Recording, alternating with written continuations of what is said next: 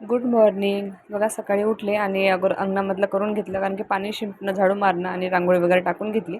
आणि मग आली रूममध्ये. रूममध्ये तसंच पडलेलं राहतं, कारण की पहिले बाहेरचं करून घ्यावं लागतं, बरं वाटत नाही. आणि खेड्यामध्ये थोडंसं लवकरच सुरुवात होते दिवसाची, आपल्याकडे शहरामध्ये आरामशीर होते. तर रूम वगैरे आवरली, ब्रश वगैरे केला आणि मग घेतला चहा. चहा घेतला की कसं बाकीचे कामं करायला बरं पडतं.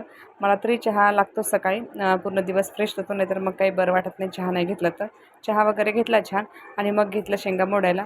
तोपर्यंत नाश्त्याला वेळ होता, कारण की बाकीच्यांचे ब्रश व्हायचे होते. म्हटलं जरा नाश्ता बनवून शेंगा मोडून घ्यावा. हिची भाजी बनवायची होती.